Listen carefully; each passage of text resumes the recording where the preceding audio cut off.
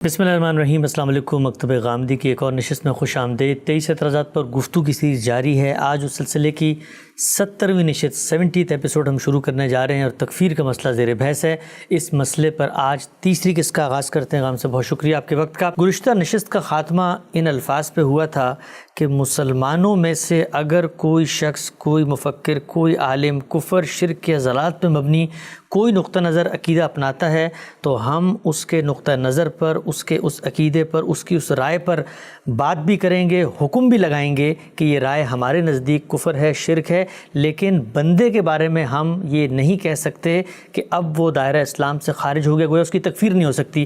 آپ نے اپنی کتاب مقامات کے اندر مسلم اور غیر مسلم کے عنوان سے جو مضمون زیر بحث ہے اس کا وہ ریلیونٹ حصہ پڑھ کے بتایا تھا۔ میں چاہتا ہوں گفتگو کو وہیں سے جوڑیں۔ یہ بتائیں کہ یہ جو رائے آپ نے بیان کی تھی، اس رائے کی بناء استدلال جیسا کہ آپ خود فرماتے ہیں قرآن اور حدیث کے اندر ہونی چاہیے۔ خود رسالت مآب صلی اللہ علیہ وسلم کیا کسی ایسے اصول کا اطلاق کر رہے ہیں؟ قرآن کیا کہتا ہے اس رائے کے بارے میں؟ اور حدیث کے اندر مسلمان کی تکفیر کے حوالے سے کیا چیز زیر بحث ہے؟ میں نے اب تک جو کچھ عرض کیا ہے اس کو اگر آپ چند لفظوں میں خلاصہ کریں تو وہ یہ ہے کہ میں کیا ہوں، میرا نام کیا ہے، میری برادری کیا ہے، میرا ملک کیا ہے، میں اپنا تعارف کس حیثیت سے کراتا ہوں، میرا مذہب کیا ہے، یہ بتانا میرا کام ہے۔ کسی دوسرے کا کام نہیں ہے کہ وہ اس پر حکم لگائے۔ وہ میرے اس تعارف کے بعد مجھ سے یہ کہہ سکتا ہے کہ تم اپنے آپ کو مسلمان کہتے ہو، تم اپنے آپ کو مسیحی کہتے ہو، تم اپنے آپ کو ہندو کہتے ہو، تو ہندو مت کے اصول کے لحاظ سے یا اسلام کے اصول کے لحاظ سے فلاں فلاں بات تمہاری بظاہر تمہارے عقیدے کے منافی نظر آتی ہے۔ اس پر وہ مجھ سے گفتگو کر سکتا ہے، بات کر سکتا ہے، مجھے نصیحت کر سکتا ہے، میری بات کے بارے میں یہ ورڈکٹ بھی دے سکتا ہے کہ یہ شرک ہے، یہ کفر ہے، یہ سری ضلالت ہے، سب کچھ کہہ سکتا ہے۔ لیکن یہ کہ میرا تعارف کیا ہے وہ میں کراؤں گا، یہ حق ہر شخص کا ہے۔ جس وقت آپ یہ کہتے ہیں کہ تم یہ نہیں ہو تو یہ سمجھ لیں کہ یہ در حقیقت میری شناخت پر حملہ ہے، یہ میری حیثیت عرفی پر حملہ ہے، اور اگر سادہ لفظوں میں بیان کیا جائے تو یہ میری عزت پر حملہ ہے۔ اچھا، اللہ تعالیٰ کے پیغمبر نے ہمیں یہ تعلیم دی ہے کہ یہ وہ جرم ہے جو کسی شخص کو نہیں کرنا۔ قرآن کہتا ہے کہ یہ بغی ہے۔ یہ آپ کو یاد ہوگا کہ میں نے جب قرآن مجید میں حلال و حرام پر گفتگو کی ہے تو یہ بتایا تھا کہ حرمتوں کی جو بنیادیں یا اساسات اللہ تعالیٰ نے بیان کی ہیں ان میں ایک بڑی چیز کیا ہے؟ بغی، یعنی کسی کی جان کے خلاف اقدام کرنا، کسی کے مال کے خلاف اقدام کرنا، کسی کی آبرو کے خلاف اقدام کرنا، یعنی میری عزت میری شناخت ہے۔ اسی وجہ سے جب آپ کسی شخص پر الزام لگاتے ہیں تو اس میں ازالہ حیثیت عرفی کا مقدمہ بنتا ہے۔ اچھا، یعنی میری حیثیت عرفی کو چیلنج کر دیا آپ نے، مجھ پر حملہ آور ہو گئے ہیں۔ میں کہتا ہوں میں مسلمان ہیں، آپ کو کیا حق تھا کہ آپ کہیں کہ میں مسلمان نہیں ہوں؟ میری جو کچھ بھی شناخت ہے وہ مجھے بیان کرنی ہے، مجھے متعین کرنی ہے، مجھے اس کا اظہار کرنا ہے۔ میں جب اپنے ایمان کا یا اپنے اسلام کا اظہار کرتا ہوں یا کسی مذہب کے ساتھ اپنی وابستگی کا اظہار کرتا ہوں تو میری ہی بات آخری بات ہے۔ مجھے میری بات کی بنیاد پر آپ میری غلطی کی طرف توجہ دلائیں گے، میرے انحراف کی طرف توجہ دلائیں گے، لیکن میرے بارے میں ورڈکٹ دینے کا حق آپ کو نہیں ہے، اس لیے کہ یہ میری حیثیت عرفی کے خلاف اقدام ہے۔ اور یہ معلوم ہونا چاہیے کہ جس طرح قرآن مجید نے اس کو بغی سے تعبیر کیا ہے، بالکل اسی طرح سے رسالت مآب صلی اللہ علیہ وسلم نے بھی سب سے بڑھ کر جس چیز پر زور دیا ہے وہ یہ ہے کہ مسلمانوں کی جان، مسلمانوں کا مال اور مسلمانوں کی عزت اور آبرو یہ حرمت رکھتی ہے، اس کے خلاف کوئی اقدام نہیں ہونا چاہیے۔ میں آپ کو رسول اللہ صلی اللہ علیہ وسلم کے وہ الفاظ سناتا ہوں جو آپ نے حجۃ الوداع کے موقع پر فرمائے ہیں، ذرا دیکھیے کہ ان میں کتنا زور ہے۔ یہ بخاری کی روایت ہے، رقم ہے 66۔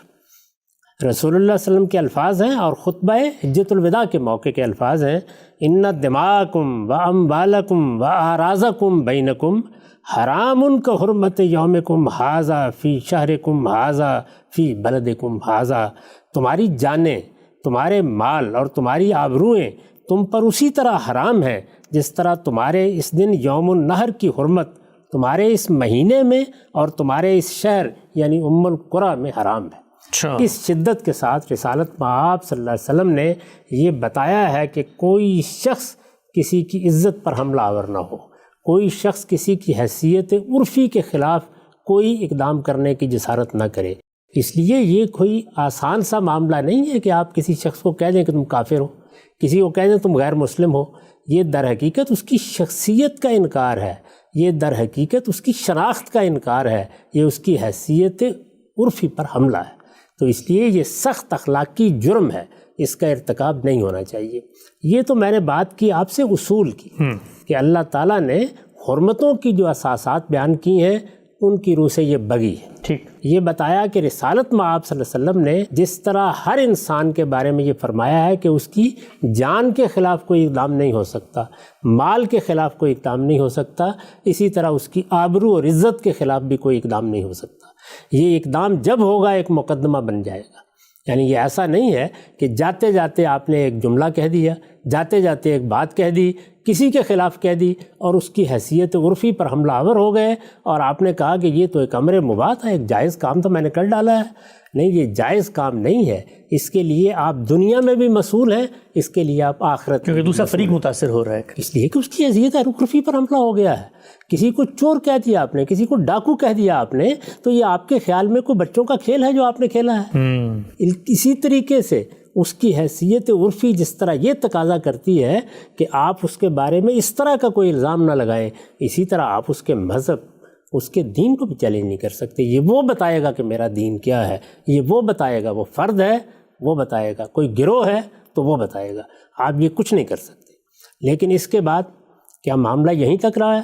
اس کے بعد اگر آپ دیکھیں تو قرآن مجید اس سے آگے بڑھا ہے اور اس نے اس کو متعین طریقے سے موضوع بنا لیا ہے۔ اچھا، یعنی یہ تو ہے نا ایک اصولی بات، بغی کے اطلاق کے ذیل میں ہم اس پر گفتگو کر رہے ہیں۔ یہ جو 5 حرمتیں بیان کی گئی ہیں سورہ اعراف میں، ان میں سے ایک حرمت ہے، وہ ایک بڑی حرمت ہے، اس کا دائرہ بہت وسیع ہے۔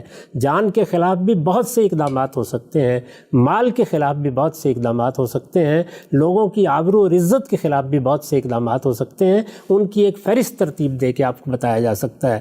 یہ سب چیزیں حرام ہیں، یعنی یوں نہیں ہے کہ یہ مباح ہیں، یہ سب چیزیں حرام ہیں، اور ان حرام چیزوں میں سے کسی کا بھی ارتکاب کوئی شخص کرے گا تو وہ اللہ کے ہاں مسئول بھی ہے، اللہ کے ہاں جواب دہ بھی ہے۔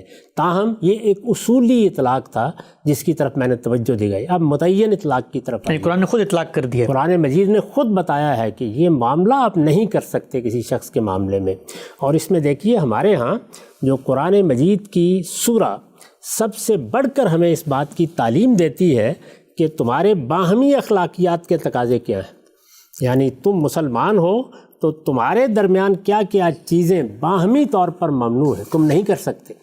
اس وقت میرا موضوع چونکہ یہی ہے تو اس وجہ سے میں باقی سب چیزوں کو زیر بحث نہیں لا رہا، لیکن آپ کو وہ حصہ پڑھ کر سنا رہا ہوں جو آیت 11 میں زیر بحث ہے۔ ذرا سنیے اس میں کیا کہا ہے سورت، اس میں یہ فرمایا، یہ سورہ حجرات ہے۔ سورہ حجرات قرآن مجید کی ان صورتوں میں سے ہے جن کے بارے میں امام فرائی یہ کہتے ہیں کہ یہ سورہ ہے کہ جس میں قرآن مجید کی باقی سب صورتوں کے برخلاف رسالت مآب صلی اللہ علیہ وسلم کے بعد ہم جن جرائم کا ارتکاب کر سکتے تھے ان کو موضوع بنایا گیا۔ اچھا، تو اس لحاظ سے یہ اہم ترین سورہ ہے، یہ ہمیں بتاتی ہے کہ تمہارے باہمی اخلاقیات کیا ہونے چاہیے، ایک دوسرے کے حوالے سے تمہاری کیا ذمہ داریاں ہیں، لوگوں کے ہاں جو شناخت کے معاملات پیدا ہوتے ہیں ان میں تمہیں کن حدود کا پابند کیا گیا ہے۔ تو اس میں ذرا سنیے، یہ آیت 11 ہے، ارشاد فرمایا ہے، یا ایھا الذین آمنوا لا یسخر قوم من قوم عسیٰ ان یکونوا خیرا منہم ولا نساء من نساء عسیٰ ان یکن خیرا منہن ولا تلمزوا انفسکم ولا تنابزوا بالالقاب بئس الاسم الفسوق بعد الایمان ومن لم یتب فاولئک هم الظالمون۔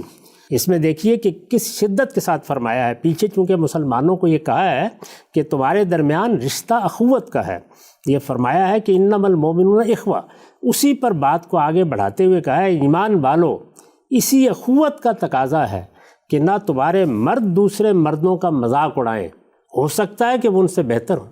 کہ آپ جانتے ہیں کہ ہم اس اصول کی بھی شب و روز خلاف ورزی کرتے ہیں، لیکن قرآن مجید نے اس کو حرام قرار دیا ہے۔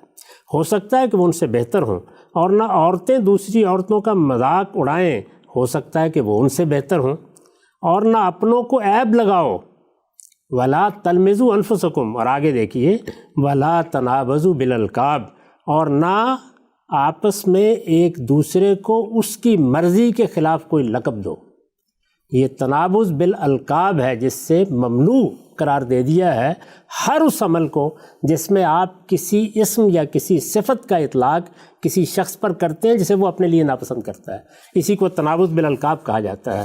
تو تنابز بالالقاب نہ کرو، یہ سب فسق کی باتیں ہیں، یعنی یہ کوئی مباح امور نہیں ہے۔ یہ مذاق اڑانا، یہ اپنوں کو عیب لگانا، یہ تنابز بالالقاب کرنا، یہ سب فسق کی باتیں ہیں، اور ایمان کے بعد تو فسق کا نام بھی بہت برا ہے۔ اور آخر میں کہا ہے اور جو اس تنبیہ کے بعد بھی توبہ نہ کرے تو وہ اپنی جانوں پر ظلم ڈھانے والے ہیں، یہ قرآن مجید نے فرمایا۔ اب آپ کہیں گے کہ تنابز بالالقاب کے تحت کیا یہ چیز بھی آتی ہے؟ تو اب سنیے کہ تنابز بالالقاب کو سب سے پہلے مسلمانوں کا علم کس طریقے سے بیان کرتا ہے، یعنی یہ کیا چیز ہے جس کو ہم تنابز بالالقاب کہتے ہیں۔ یہ بات تو ہر آدمی جانتا ہے، اور میرا خیال ہے کہ کوئی اس کی شرح و وضاحت کی ضرورت نہیں ہے کہ آپ نے کسی کو برا نام دے دیا، آپ نے کسی کے جسمانی عیب کے لحاظ سے کوئی بات اس کے بارے میں کہہ دی، کسی کے کسی ذہنی اختلال کے حوالے سے اس کا کوئی نام رکھ دیا، یہ باتیں تو سب جانتے ہیں۔ یہ میرے ہاتھ میں کیا ہے؟ یہ تبری کی تفسیر ہے، یعنی آپ کے اولین مفسرین میں سے ہیں، اور یہ معلوم ہے کہ وہ کیا کرتے ہیں، وہ یہ کرتے ہیں کہ آپ کے دور اول کے مفسرین یعنی صحابہ اور تابعین، صحابہ اور ان کے شاگردوں کے اقوال جمع کر دیتے ہیں اس طرح کے معاملے میں۔ پہلے یہ دیکھیے کہ انہوں نے تنابز بالالقاب کا مطلب کیا بیان کیا ہے، اور یہ تبری کو جو لوگ پڑھتے ہیں وہ جانتے ہیں کہ وہ بہت سے اقوال جمع کر کے آخر میں اپنا تبصرہ یا اپنی ترجیح بیان کرتے ہیں۔ یہ انہوں نے اپنی ترجیح کے ذیل میں لکھا ہے، یعنی اس کی ابتدا یہاں سے کی ہے کہ بلذی ہوا اول الاقوال فی تعویل ذالک عندی بالصواب، یعنی اگر آپ تنابز بالالقاب کو سمجھنا چاہتے ہیں تو میرے نزدیک اس معاملے میں صحیح ترین بات کیا ہے، یہ پہلے انہوں نے بیان کیا۔ اور کیا اس کی شرح کی ہے؟ وہ کہتے ہیں تنابز بالالقاب یہ ہے کہ ہوا دعاء المرء صاحبہ بما یکرہ من اسم و صفہ۔ تنابز بالالقاب یہ ہے کہ آپ کسی شخص کو کوئی ایسا نام دیں، کسی ایسے اسم یا کسی ایسے وصف سے پکاریں جس کو وہ پسند نہیں کرتا اپنے لیے، یعنی وہ یہ سمجھتا ہے کہ مجھے یہ بات آپ کو نہیں کہنی چاہیے، میں اس کو پسند نہیں کرتا۔ ہوا دعاء المرء صاحبہ بما یکرہ من اسم و صفہ، اور فرمایا کہ وَأَمَّ اللَّهُ بِالنَّهْيِ ذَلِكَ، اللہ تعالیٰ نے علی الاطلاق عموم کے انداز میں اس کو ممنوع قرار دیا ہے۔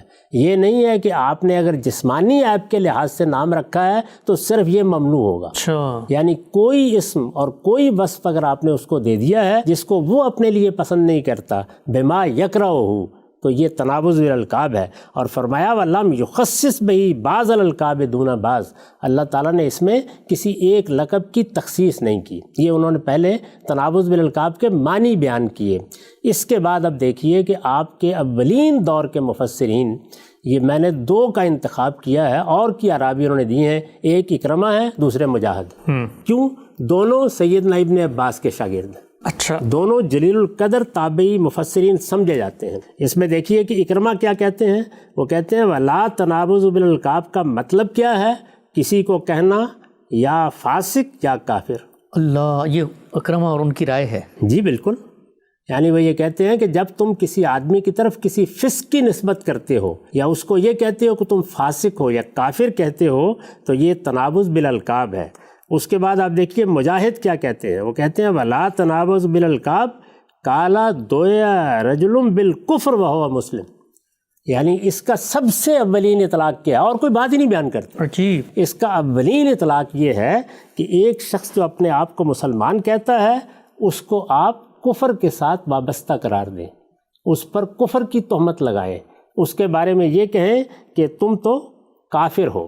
اسی طرح بہت سے مفسرین کی آراء کا خلاصہ بیان کرتے ہیں، وہ یہ کہتے ہیں کہ بل ذالک تسمیۃ الرجل الرجل بالکفر بعد الاسلام، یعنی یہ کسی کو اسلام لانے کے بعد کفر کا نام دینا ہے۔ ان میں سے کوئی چیز بھی آپ ایک لمحے کے لیے بھی گوارا نہیں کر سکتے۔ آپ کسی کی طرف کفر کی نسبت کریں گے، کسی کی طرف فسق کی نسبت کریں گے تو یہ تنابز بالالقاب ہے، اور اللہ تعالیٰ نے سختی کے ساتھ اس سے روکا ہے اور یہ کہا ہے ولا تنابز بالالقاب۔ اصل میں ہم نے کبھی جو باہمی معاملات میں ہمیں ہدایات دی گئی ہیں، غیبت کے بارے میں، تمسخر کے بارے میں، اسی طرح لوگوں پر عیب لگانے کے بارے میں، ان کو قابل اعتنا ہی نہیں سمجھا۔ ہمارے خیال کے مطابق اس طرح کی چیزیں احقاق حق کا تقاضا ہے، ہم فوراً بیان کر دیتے ہیں۔ یہ کسی شخص کی شناخت پر حملہ ہے، اس کی حیثیت عرفی پر حملہ ہے، یہ کوئی آسان چیز نہیں ہے۔ تو یہ قرآن مجید نے بیان کر دیا ہے پوری بات کو کہ اگر آپ اصول میں سمجھنا چاہیں تو یہ بغی ہے۔ رسالت مآب صلی اللہ علیہ وسلم کی تعلیمات جو اصولی تعلیمات ہیں ان کی روشنی میں اس کو سمجھنا چاہیں تو یہ لوگوں کی عزت پر حملہ ہے، اور حضور نے فرمایا ہے کہ ہر شخص کی عزت یہ اس شہر کی طرح یعنی حرم میں کھڑے ہو کر اور اس مہینے کی طرح ذی الحجہ کے مہینے میں یہ فرمایا ہے کہ حرام ہے، اس کو حرمت حاصل ہے، کوئی شخص اس کے خلاف اقدام نہ کرے۔ یہ دوسرے کی حیثیت عرفی پر حملہ کرنا ہے۔ یہ بات کہ میں اپنے آپ کو مسلمان کہتا ہوں، میں یہ کہتا ہوں کہ میں لا الہ الا اللہ کا اقرار کر رہا ہوں، میں محمد الرسول اللہ کا اقرار کر رہا ہوں، یہ کتنی بڑی بات ہے، یہ کتنی بڑی بات ہے۔ اس کو اب یہ دیکھیے کہ خود رسول اللہ صلی اللہ علیہ وسلم کس طریقے سے واضح فرماتے ہیں، یعنی آپ نے ایک موقع کے اوپر کس شدت کے ساتھ اس کا اظہار فرمایا ہے۔ یہ صحابی ہیں، کون ہیں؟ اسامہ بن زید رضی اللہ عنہ بیان کرتے ہیں کہ رسالت مآب صلی اللہ علیہ وسلم نے ہمیں ایک سریے میں بھیجا، اور یہ کہتے ہیں کہ وہاں ہم پہنچے فَأَدْرَكْتُ رَجُلًا فَقَالَ لَا إِلَٰهَ إِلَّا اللَّهُ، میں نے ایک شخص کو جیسے ہی جا لیا تو اس نے فوراً کہا لا الہ الا اللہ، یعنی یہ اس موقع کی بات ہے جب اہل کفر کے خلاف اقدام کا حکم دے دیا گیا تھا۔ ٹھیک، اس آدمی نے آگے سے کہا کہ اللہ کے سوا کوئی معبود نہیں، لا الہ الا اللہ کا اظہار کر دیا، یعنی ایک کلمہ ہے نا، منہ سے نکال دیا۔ یہ کہتے ہیں، اور یہ میں عرض کر دوں کہ یہ روایت رقم 96 ہے اور صحیح مسلم سے میں اس کو پڑھ رہا ہوں۔ وہ یہ کہتے ہیں کہ فَتَانْتُهُ فَوَقَعَ فِي نَفْسِي مِنْ ذَلِكَ، کہ میں نے اس کو نیزہ مارا تو میرے دل میں کھٹک پیدا ہوئی، آدمی تو مر گیا، یعنی میں نے اسے مار دیا لیکن کھٹک رہی میرے دل میں۔ فَذَكَرْتُهُ لِلنَّبِيِّ صلی اللہ علیہ وسلم، تو میں نے اس کا ذکر رسول اللہ صلی اللہ علیہ وسلم سے کر دیا۔ میں نے آ کے کہا کہ اس طریقے سے ایک آدمی نے جنگ کے دوران میں لا الہ الا اللہ کہہ دیا تھا، اس کا مطلب یہ تھا کہ اس نے رسالت مآب صلی اللہ علیہ وسلم کی دعوت کو قبول کر لیا، توحید کی دعوت لے کر آپ کھڑے ہوئے تھے، تو میں نے اس کے باوجود اس کو مار دیا، اس میں میرے دل کے اندر کھٹک ہے۔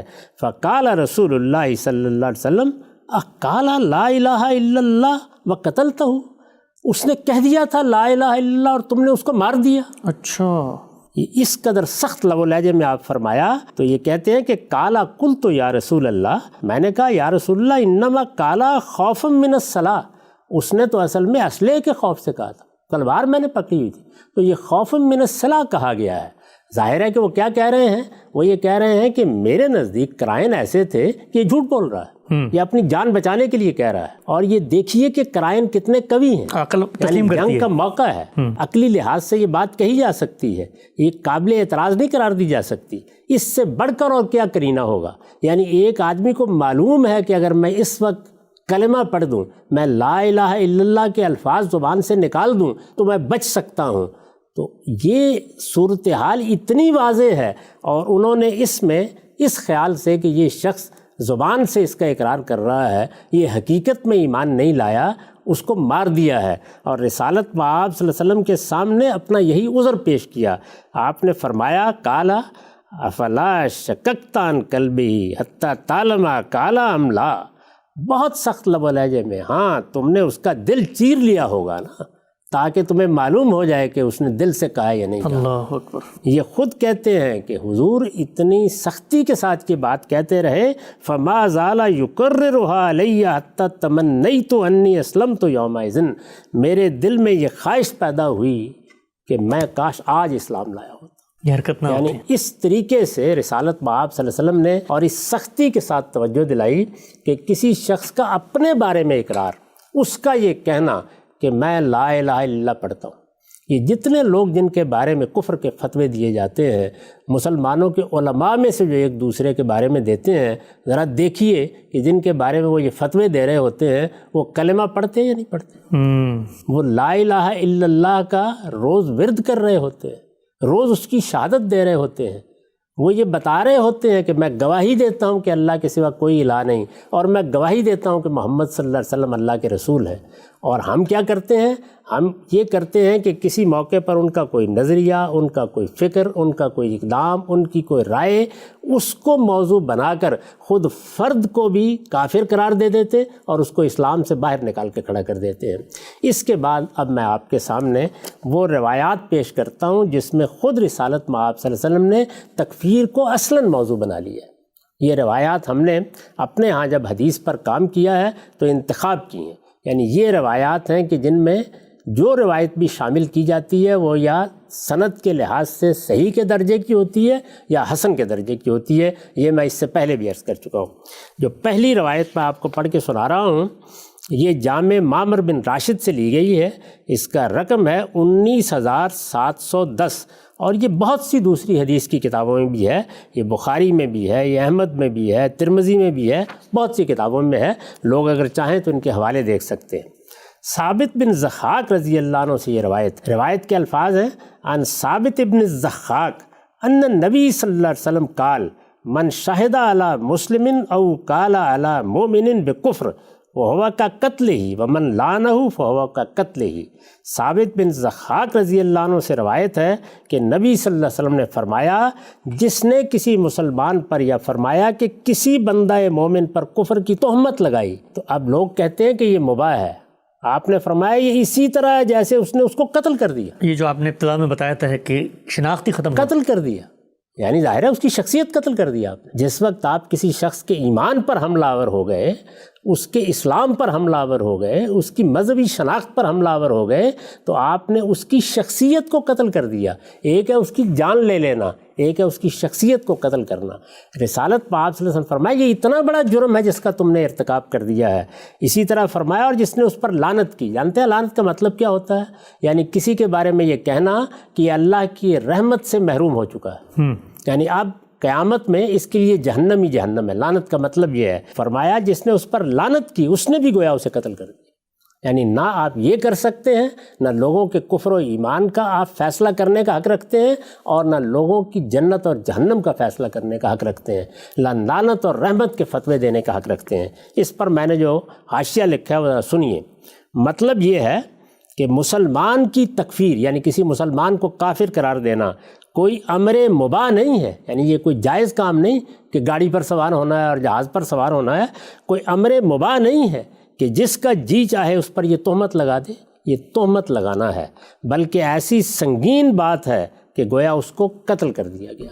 سب سے بڑا جرم شرک کے بعد ہمارے دین میں کیا ہے؟ قتل۔ اور رسالت مآب صلی اللہ علیہ وسلم کہتے ہیں کہ یہ گویا اس کو قتل کرنا ہے۔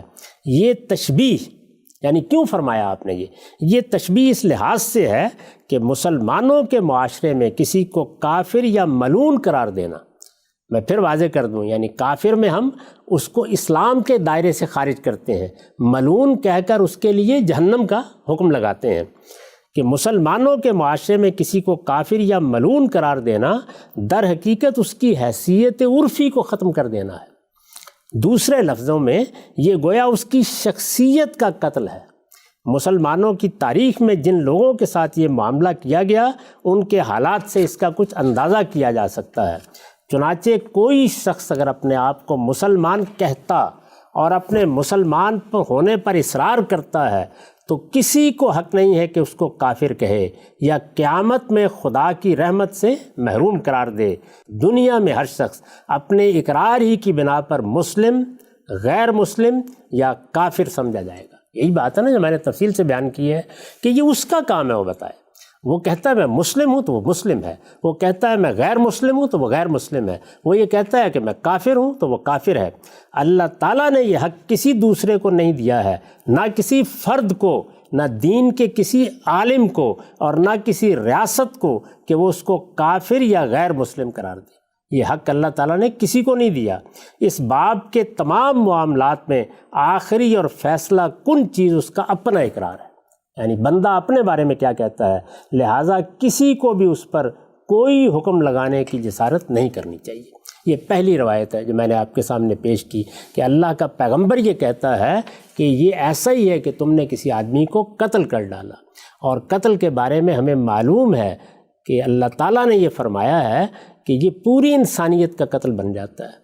تو جب آپ نے کسی شخص کی جان لی، ایک جرم کا ارتکاب کیا، اور جب آپ نے اس کی عزت پر، اس کی حیثیت عرفی پر، اس کی شناخت پر، اس کی شخصیت پر حملہ کر دیا، تو آپ نے اسی طرح کے ایک بڑے جرم کا ارتکاب کیا۔ یہی وجہ ہے کہ میں نے ابھی آپ کو یہ بتایا کہ رسالت مآب صلی اللہ علیہ وسلم نے جس موقع پر حرمتیں بیان کی ہیں تو جان کی حرمت بیان کی، مال کی حرمت بیان کی، اور اعراض کی حرمت بیان کی، یعنی آدمی کی عزت، آدمی کی آبرو، آدمی کی حیثیت عرفی، اور یہ فرمایا تینوں یکساں ہیں اور تینوں کو ایک جیسی حرمت حاصل ہے۔ اور اسی کے ذیل میں پھر میں نے یہ عرض کیا کہ اگر کوئی آدمی یہ کرتا ہے، یہ تنابز بالالقاب ہے، اور اللہ تعالیٰ نے اس کو پھر براہ راست حرام قرار دے دی۔ اس کے بعد میں دوسری روایت آپ کے سامنے رکھ رہا ہوں، یہ صحیح مسلم کی ہے، اس کا رقم ہے 60۔ عن عبداللہ ابن عمر قال قال رسول اللہ صلی اللہ علیہ وسلم ایم امرئ قال لاخیہ یا کافر فقط بابہا احدہما ان کان کما قال والا رجعت علیہ۔ عبداللہ بن عمر رضی اللہ عنہ سے مروی ہے، انہوں نے بیان کیا کہ رسول اللہ صلی اللہ علیہ وسلم نے فرمایا، یعنی وہاں آپ نے کیا کیا، آپ نے فرمایا کہ یہ دوسرے کو قتل کر دینا ہے، اور یہاں کیا کہہ رہے ہیں، جس شخص نے بھی اپنے مسلمان بھائی کو کہا اے کافر، تو دونوں میں سے ایک یہ ہو کر رہے گا، اگر اس کا وہ بھائی اس کا مصداق ہوا جس کو اس نے کافر قرار دیا تو وہی، اور اگر نہ ہوا تو کہنے والے کی یہ بات خود اسی پر لوٹ رہے گی۔ یعنی اگر قیامت میں معاملہ پیش ہوا اور تم نے کسی کو کافر کہا ہے تو یہ خیال نہ کرو کہ وہاں بچ جاؤ گے، ایک بڑے حادثے سے دوچار ہو جاؤ گے۔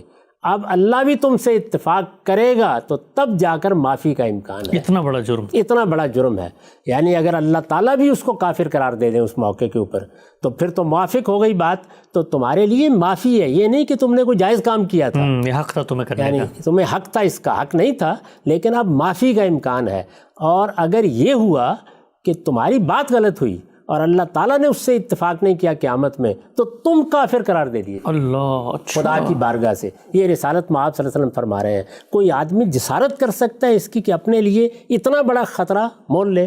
اس پر بھی میں نے حاشیہ لکھا ہے، یہ تکفیر کی اجازت نہیں ہے بلکہ اس پر سخت ترین تنبیہ ہے، یعنی اس سے زیادہ سخت الفاظ میں اور کیا کہا جا سکتا ہے۔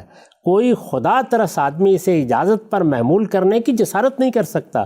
مدعا یہ ہے کہ کوئی شخص اپنے آپ کو اس خطرے میں نہ ڈالے کہ کسی مسلمان کو کافر کہہ کر قیامت کے دن اسی طرح کے مواخذے سے دوچار ہو جائے جس سے خدا اور اس کے رسولوں کے منکرین دوچار ہوں گے۔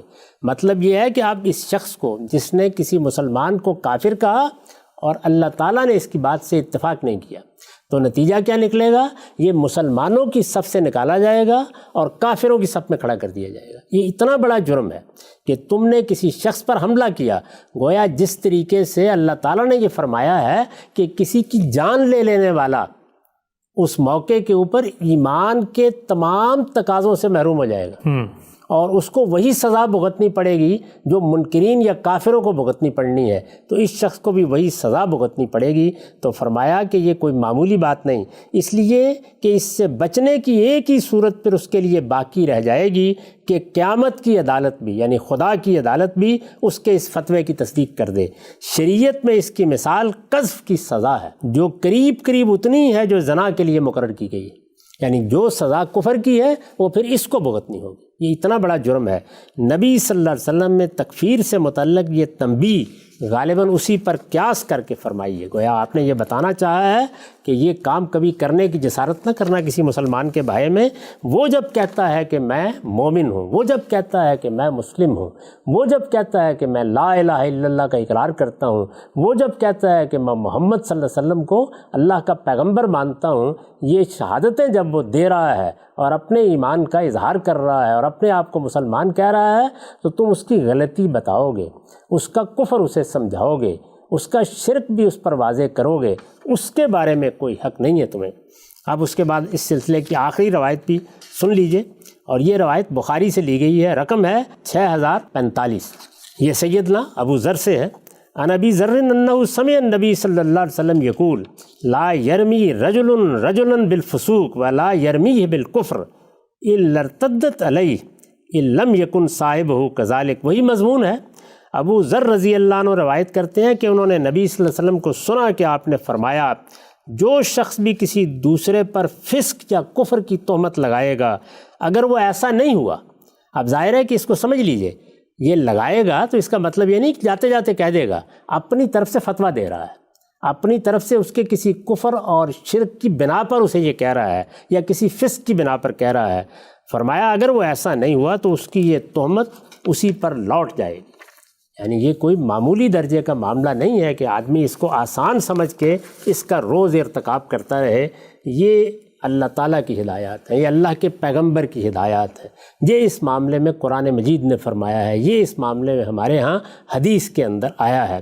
اس کو سامنے رکھیے اور اس کے بعد پھر وہ دیکھیے کہ میں نے کیا کہا ہے۔ میں نے یہ کہا ہے کہ وہ محی الدین ابن عربی ہوں، وہ امام غزالی ہوں، وہ شاہ ولی اللہ ہوں، وہ علامہ اقبال ہوں، وہ اہل تشیع کی پوری جماعت ہو، یہ سب کے سب اصل میں اس بات کا اقرار کر کے کھڑے ہیں کہ اللہ کے سوا کوئی الہ نہیں، اور محمد صلی اللہ علیہ وسلم اللہ کے رسول ہیں۔ مجھ کو یا آپ کو کوئی حق نہیں کہ ہم ان کے اس اقرار کو ماننے سے انکار کر دیں۔ ہمیں جو کچھ کہنا ہے وہ یہ ہے کہ وہ جو آراء میں نے آپ کے سامنے بیان کی ہیں ان آراء کی غلطی واضح کریں، یہ بتائیں کہ اس میں کیا خرابی ہے۔ وہاں ہم رائے پر گفتگو کر رہے ہیں، ان پر کوئی بات نہیں کہہ رہے۔ یہ آپ کے علم میں ہے کہ ہمارے ہاں دو بڑے گروہ ہیں، اور احناف کے دو بڑے گروہ ہیں، بلکہ اہل سنت کے دو بڑے گروہ ہیں بر صغیر میں، جنہوں نے اس ساری صورتحال کو بھگتا ہے۔ ان میں سے ان کے بعض عالموں کے بارے میں انہی کے بعض دوسرے عالموں نے یہ کہا کہ ان سے فلاں فلاں عبارت میں گستاخی ہو گئی، رسالت میں آپ صلی اللہ علیہ وسلم کی شان میں گستاخی ہو گئی ہے، تو یہ مسلمان نہیں رہے، یہ کہا۔ اب دیکھیے وہ لوگ کون ہیں جن کے بارے میں یہ کہا جا رہا ہے، وہ دین کے جید علماء ہیں، ان کی زندگی دین کی خدمت میں لگی ہے۔ یعنی ہم اس معاملے میں کیسے جسارت کرتے ہیں؟ اگر کوئی بات کہنی تھی تو یہ کہنی تھی کہ تم تو دین کے بڑے عالم ہو، تم تو دین کو جانتے ہو، تم نے تو دین کی خدمت کی ہے، تم نے قرآن کی تفسیر لکھی ہے، تم سے یہ غلطی سرزد ہو گئی ہے، اس کی اصلاح کرو۔ یہ ہوتا نصح و خیر خواہی کا رویہ، یہ ہوتا دوسرے آدمی کو توجہ دلانے کا رویہ۔ اور اگر فرض کر لیجئے کہ دوسرا آدمی اس کی کوئی توجیہ کرتا ہے، ظاہر ہے کہ اس کو اقرار کرنا ہے، تو اس کو آگے بڑھ کے قبول کرنا۔ یہ میرا کام نہیں ہے کہ میں کسی آدمی کو اپنے تاثر اور اپنی رائے کی بنیاد پر کفر یا شرک کا مرتکب قرار دے دوں۔ میں صرف یہ کہوں گا کہ یہ بات میری دانست میں، میری رائے میں، میرے نقطۂ نظر سے، قرآن کی فلاں آیت کی روح سے، حدیث کے فلاں ارشاد کی روح سے یہ کفر ہے، یہ بات شرک ہے۔ میرا کام اس سے زیادہ نہیں ہے۔ اس سے دیکھیے کہ کیا خرابیاں ہمارے یہاں پیدا ہوئی ہیں۔ یہ جتنی نفرتیں آپ دیکھتے ہیں، جس طریقے سے ایک دوسرے کے خلاف مورچے لگائے ہوئے علماء کو دیکھتے ہیں، جس طرح کی فرقہ بندیاں دیکھتے ہیں، جس طرح ایک دوسرے کو دین سے نکالنے کے لیے اقدامات دیکھتے ہیں، یہ سب در حقیقت اللہ تعالیٰ کی ان صریح ہدایات کی خلاف ورزی کے نتیجے میں ہے۔ صحیح ترین رویہ کیا ہے کہ ایک طرف ہم کسی غلط بات کے بارے میں کوئی مداہنت نہیں کریں گے۔ بڑے سے بڑا آدمی، میں نے بہت بڑے لوگوں کا ذکر کیا ہے، وہ آپ کو سنا چکا ہوں، بڑے سے بڑا آدمی بھی اگر کوئی رائے دیتا ہے اور میرے نزدیک وہ شرک ہے تو میں کہوں گا کہ یہ شرک ہے، میرے نزدیک وہ کفر ہے تو میں کہوں گا کہ یہ کفر ہے۔ میں اس کی دلیل دوں گا، اس پہ استدلال کروں گا، میں لوگوں کو بھی بتاؤں گا کہ یہ غلطی ہے اس میں، لیکن اس شخص کے بارے میں خلوت میں بھی یہ تصور نہیں کروں گا کہ وہ دین سے نکل گیا ہے۔ یہ فیصلہ میرے پروردگار کو قیامت میں کرنا ہے۔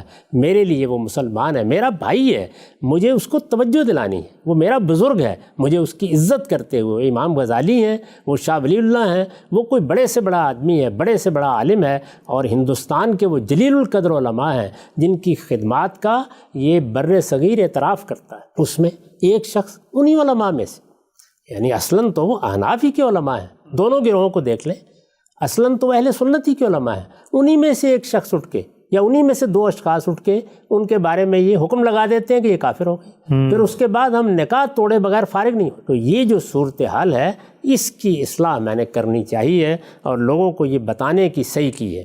یہ تو میں نے عرض کیا کہ جب میں کسی کو یا آپ کسی کو یا کوئی عالم کسی کو یا مسلمان کسی کو کافر کہتے ہیں یا اس کو دائرہ اسلام سے خارج قرار دیتے ہیں، ہمارے ہاں تو ہر تیسرے فتوے میں یہ کام کر دیا جاتا ہے، یہ تو عام معاملہ ہوا۔ اگر اس کے ساتھ قانون کی طاقت بھی شامل ہو جائے، یعنی وہ قوتیں کہنا شروع کر دیں جن کے پاس طاقت ہے، تو آپ جانتے ہیں نتیجہ کیا نکلے گا؟ اب یہ محض اس طرح کا جرم نہیں رہے گا، اس سے آگے بڑھ کر یہ پرسیکیوشن کا جرم بن جائے گا۔ کیونکہ جب میں نے یہ کہا، کسی عالم نے یہ کہا، زید نے کہا، بکر نے کہا، عام لوگوں نے کہا، تو یہ حیثیت عرفی پر حملہ تھا، شدید گناہ تھا، بڑا جرم تھا۔ جب کوئی حکومت یہ کہے گی، کوئی ریاست یہ فتویٰ دے گی، تو جانتے ہیں کیا ہوگا؟ پھر وہ اپنے قانون پر عمل کرائے گی، تو اس کا مطلب ہے جبر وجود میں، یعنی وہ مجھے کہے گی تم بھی یہ مانو کہ تم بھی یہ مانو، اور پھر اس کے بعد وہ آپ کے اپنے ایمان کے اظہار پر آپ کا مواخذہ کرے گی۔ وہ آپ سے یہ کہے کہ تم یہ نہیں کر سکتے، تم وہ نہیں کر سکتے۔ اسی کو کہا جاتا ہے مذہبی جبر، اسی کو کہا جاتا ہے پرسیکیوشن۔ اور جانتے ہیں یہاں رسالت مآب صلی اللہ علیہ وسلم نے کیا کہا کہ جب تم کسی پر کفر کا حکم لگاتے ہو تو تم اس کو قتل کرنے کے جرم کا ارتکاب کرتے ہو، اور وہاں قرآن نے کیا کہا ہے؟ جب تم پرسیکیوشن کرتے ہو کسی کی تو تم فتنے کا ارتکاب کرتے ہو، اور الفتنہ اشد من القتل، فتنہ قتل سے بھی بڑا جرم ہے۔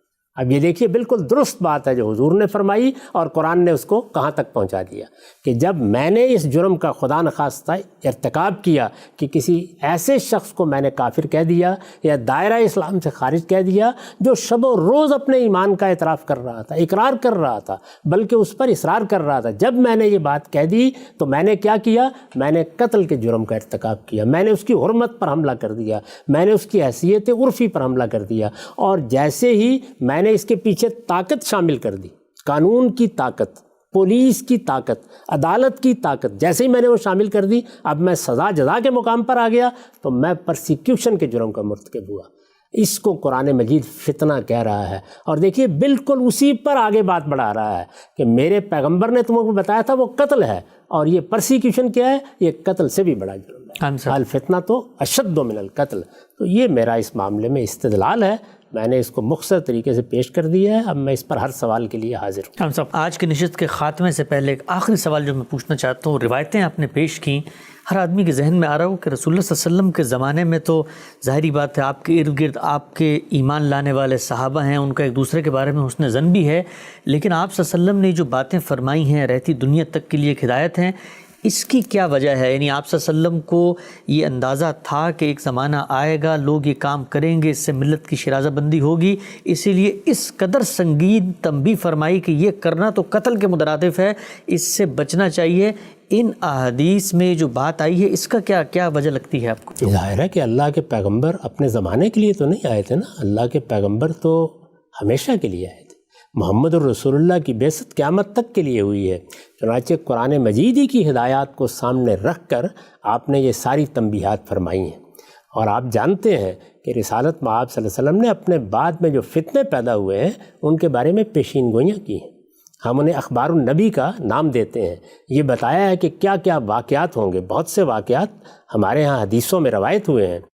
اللہ کے پیغمبر کو یہ علم دیا جاتا تھا کہ ان کی امتوں میں کیا خرابیاں پیدا ہوں گی، وہ کس راستے پر چلیں گی۔